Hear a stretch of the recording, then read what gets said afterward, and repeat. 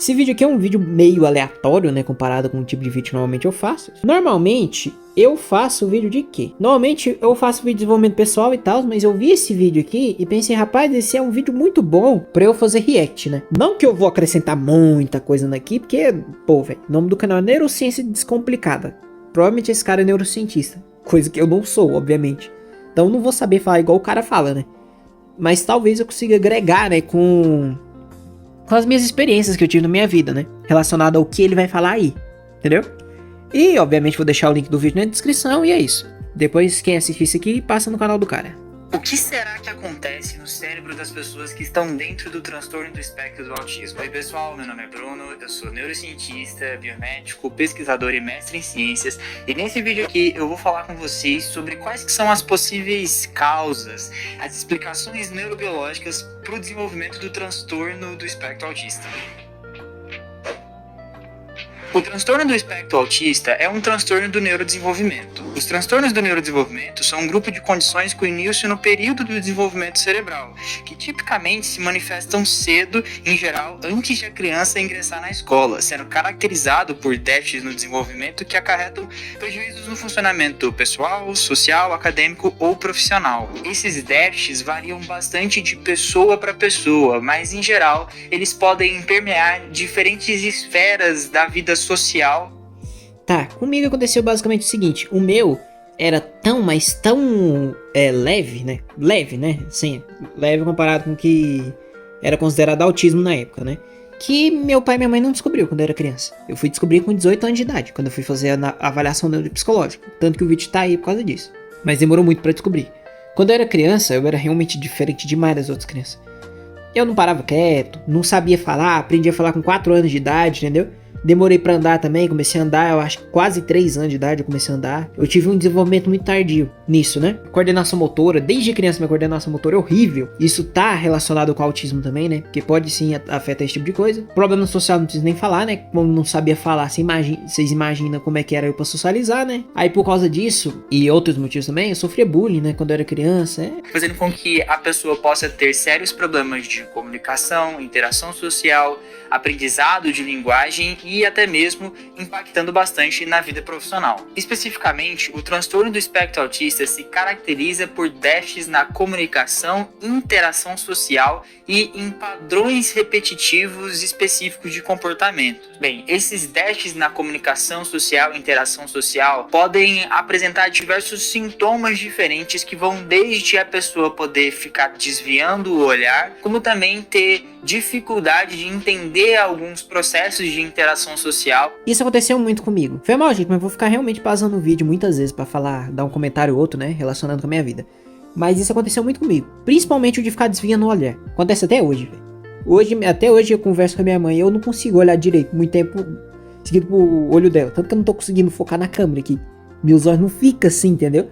Principalmente olhando nos olhos das outras pessoas. Não sei explicar, é desconfortável, entendeu? Pelo menos pra mim, não sei se para outros autistas é pior ou melhor, mas pra mim é desconfortável ficar tendo contato visual, e principalmente por períodos prolongados, né? E sobre dificuldade social e de compreender certas interações sociais, eu realmente tinha dificuldade. Coisa tipo, de eu rir em hora errada, fazer piada em hora errada, sem saber, sem maldade mesmo, entendeu? Sem entender que ela não é a hora adequada pra isso, sem entender que existe hora pra tudo, entendeu? Eu não entendi isso. Por quê? Em parte por causa disso? Óbvio, é mais difícil pra mim entender esse tipo de coisa. Não tô falando que justifica 100%, né? Em parte disso é porque eu também não queria entender. Mas só deixando isso claro, né? E se sentir bastante deslocada, não conseguindo fazer conexões com as pessoas mundo afora. É claro que isso vai variar de grau pra cada pessoa. Véi, isso aconteceu comigo demais. Eu sempre na minha vida me senti deslocado. Até hoje em dia eu me sinto um pouco descolocado, né? Porque eu sou diferente das outras pessoas, querendo ou não, né? Seja pra bom ou pra ruim, realmente tive essa dificuldade desde criança. De me conectar com as outras crianças. Por quê? Porque eu sempre ficava quieto, eu sempre tinha meus interesses específicos, entendeu? Eu nunca gostei muito de ficar socializando, porque as crianças não me entendiam. É normal, entendeu? É bem difícil você esperar que a criança vai entender, entendeu? A criança normalmente não entende nem como é que ela funciona. É bem difícil dela entender como a outra funciona. Eu sempre tive dificuldade também em entender as outras pessoas. Porque eu pensava que todo mundo era igual eu, velho. Que eu era simplesmente mais um aí.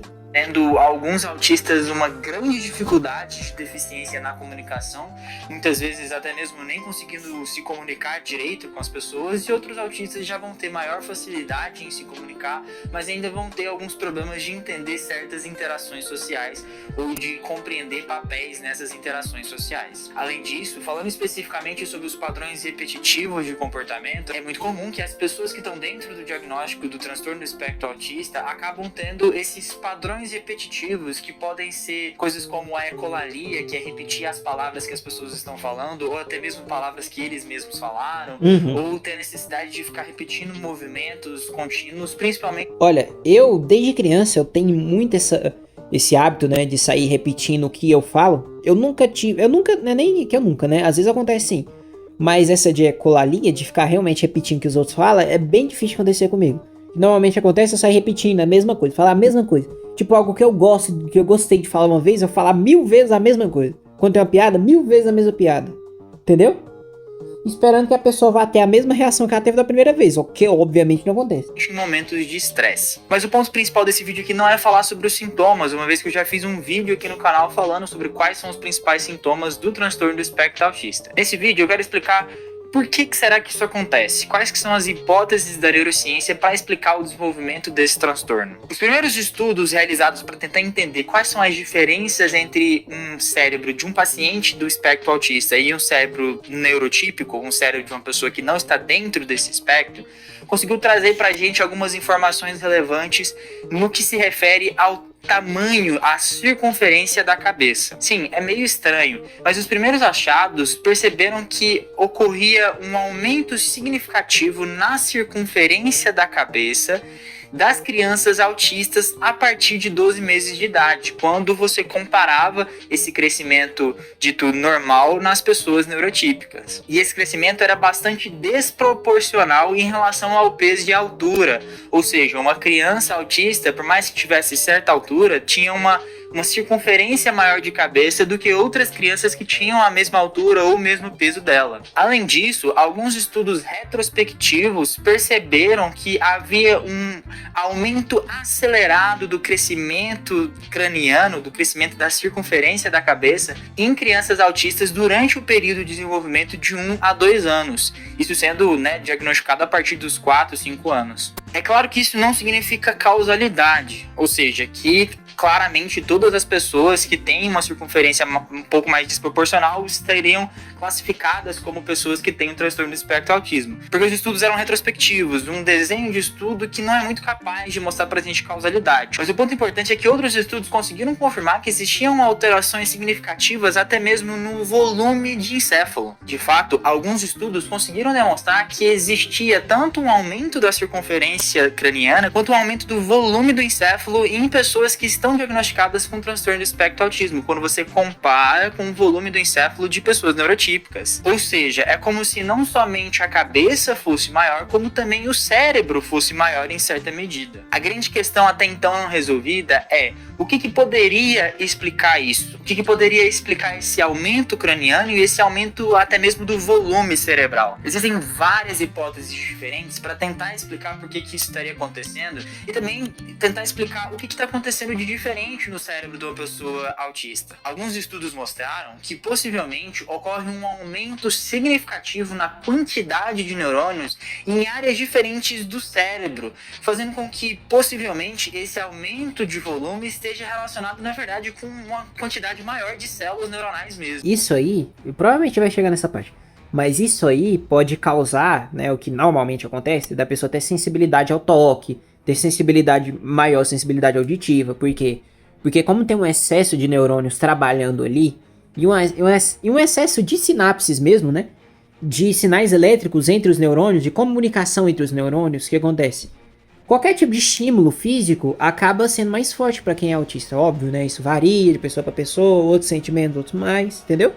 Mas, no geral, significa isso. Isso pode até parecer interessante, como se isso favorecesse a melhoria cognitiva. Só que o problema é que o processo de desenvolvimento ele é muito regulado para a gente ter uma quantidade específica de neurônios, porque se você tem uma quantidade maior, é muito possível que esses neurônios não sejam de fato saudáveis e eficientes para fazerem conexões que consigam promover o processamento cognitivo de forma correta. Ou seja, é como se eles tivessem mais neurônios, mas esses neurônios não funcionam de forma correta e aí acabam prejudicando todo o funcionamento da circuitaria. Mas por que será que poderiam estar existindo muitos neurônios? Acredita-se que alterações genéticas em vários genes que regulam o processamento de produção de novos neurônios e de crescimento neuronal fazem com que haja uma desregulação e, portanto, que o cérebro da pessoa que tem autismo acabe tendo uma dificuldade para entender qual é a hora de parar de produzir novos neurônios. Outro ponto que complementa essa explicação é a hipótese de conectividade do transtorno do espectro autista. O que acredita-se é que, além de possivelmente existir um maior número de neurônios,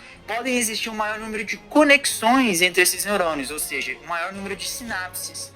E novamente, por mais que a gente possa acreditar que esse maior número de sinapses poderia ser benéfico, quando você para pensar que existe um processo chamado poda sináptica que ocorre durante o desenvolvimento cerebral, que é basicamente uma competição para garantir que só existam sinapses eficientes e capazes de ter o processamento cognitivo, você entende por que não é muito bom você ter tantas sinapses assim. Porque, em sua maioria, você vai acabar tendo sinapses ineficientes e que acabam atrapalhando o processamento cognitivo.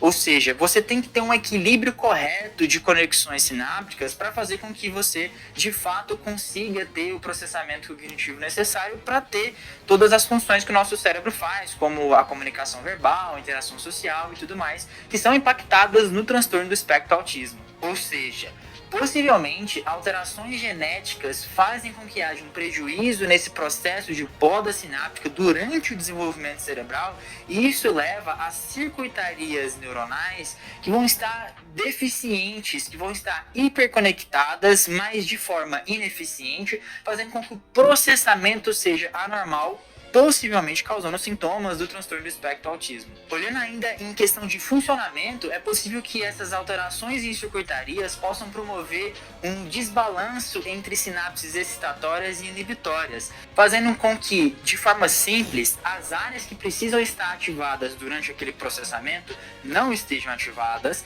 e as áreas que deveriam estar inibidas durante aquele processamento não estejam inibidas, fazendo com que haja um certo desarranjo, uma desincronização de áreas, e vai gerar os sintomas que são expressos ali no transtorno do espectro do autismo, como os déficits na comunicação, interação social e os padrões repetitivos de comportamento. Olha, é claro que isso aqui é apenas um vídeo que resume quais são as principais hipóteses de trabalho para tentar explicar a neurobiologia do transtorno do espectro do autismo, mas muita coisa vai acabar ficando de fora, porque isso é um assunto que ainda precisa ser bastante pesquisado e ainda há muito campo para a gente poder tentar entender quais são as alterações que estão acontecendo no cérebro de uma pessoa que tem autismo. Se você gostou do vídeo e conseguiu entender mais ou menos quais são as hipóteses, eu peço para você deixar seu like aqui embaixo e comentar quais dúvidas vocês tiveram ou quais outros temas vocês gostariam de saber mais.